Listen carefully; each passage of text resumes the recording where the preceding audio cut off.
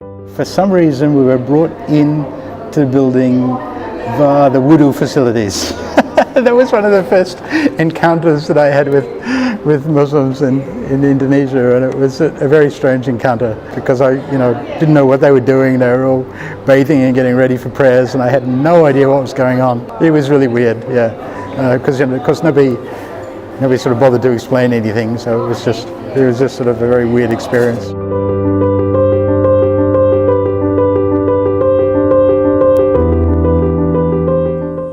Assalamualaikum. We are in another episode of Muslim Revert Diary, and today we are going to meet Brother Imran Price in Brisbane, Australia.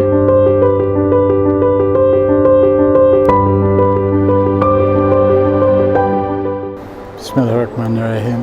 Assalamualaikum. My name is Imran Price. I'm Australian. I was born in Brisbane 61 years ago, but I lived overseas for more than 20 years. So a long time ago I got into the banking industry and started working with a Japanese bank that transferred me from Sydney to London and then to Singapore in 1995.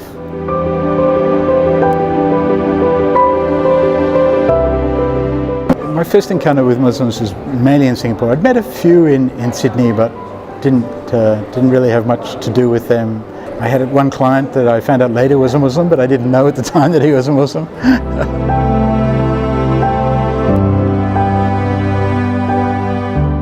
One of my very first encounters was when I went on a business trip to Jakarta and to visit one of the state banks in Jakarta, and I don't know why, but we happened to have a meeting there on a Friday, and for some reason we were brought in to the building via the wudu facilities.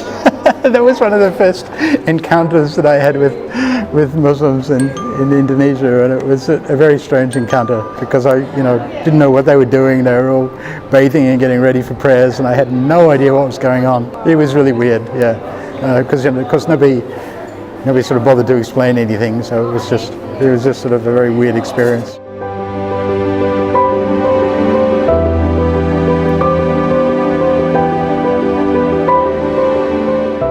And then in 1996 I met this young lady who's Singaporean, and I had to ask her about her race and religion because it wasn't obvious to me what they were. She was the one that introduced me to an organisation in Singapore called the Muslim Converts Association of Singapore. And at the time I started attending classes there to learn about her religion, her culture, because I knew almost nothing about it. As I got to know her better and introduced her to my family, and I decided, after doing a lot of research and a lot of reading, to embrace Islam in 1997 at the Converts Association. And then we got married later in 1997, and our first daughter was born in 1998, so she had her 21st birthday yesterday. And our son was born in 2000. I got involved with the Converts Association after a few years and eventually became deputy president of the association. We lived very close to the association actually, so it was sort of very much part of our lives, spending a lot of time around there in Galang in Singapore. And then in 2010 we decided to move to Malaysia. So we moved up to Malaysia in December 2010 and lived there for nearly 4 years. So I used to be in the banking industry, and then after the Asian financial crisis got kicked out by the bank, retrenched, actually when my wife was 9 months pregnant. And so I got involved in the recruitment business and set up a small recruitment company in Malaysia. So I had a chance of running my own business for a few years while I was living in Malaysia. And then unfortunately my mum passed away and my dad was living on his own, so we decided to come back to Brisbane in 2014. My sister was living in Brisbane, but my other sister was in Sydney, and so Dad was then in his 80s and not in good health. So we came back, and he passed away last year at the age of 87. And then eventually I did a diploma in Islamic Studies because the association had a diploma course that they were running in conjunction with the International Islamic University of Malaysia. So we used to fly the professors down and have like a 2-day intensive once a month, spread out over a year.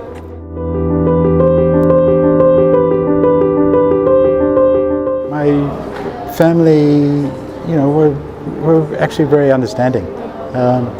Initially, of course, they were a little bit concerned, but once they'd met my wife and they realised she was a lovely person and she is the wonderful person that she is, so they appreciated that. So that made things much easier.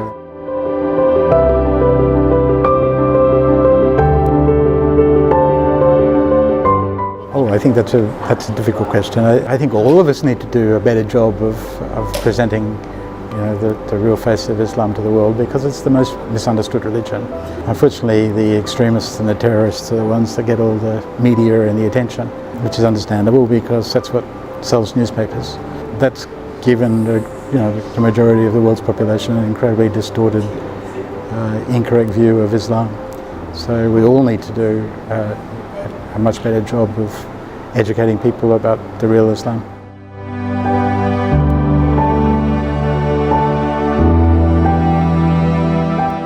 I've had a few encounters where people haven't wanted to return my salam because they weren't sure whether I was a Muslim, because I didn't look like a Muslim, I guess. Even I remember when I went to the National Mosque in Malaysia, the lady at the counter, she didn't return my salam, which I thought was strange.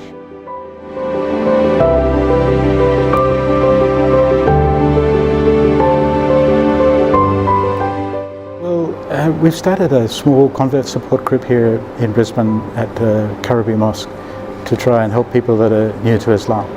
We're trying to do whatever we can. It's a group of converts that are trying to help people that are on the path.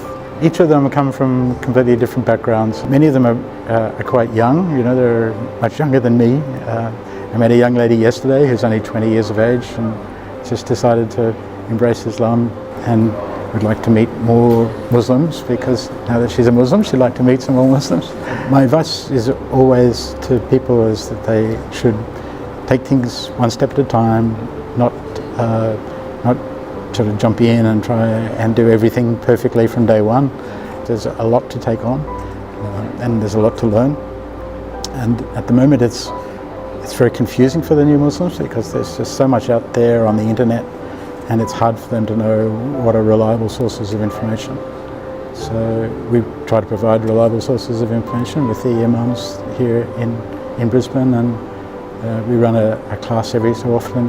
It's not like in Singapore where they can have a class every day. We have a small class once or twice a year for the new Muslims. And then we have a prayer workshop, something during Ramadan, iftar, to break fast together, and we have the great Australian tradition of barbecues, so we have 1 or 2 barbecues a year.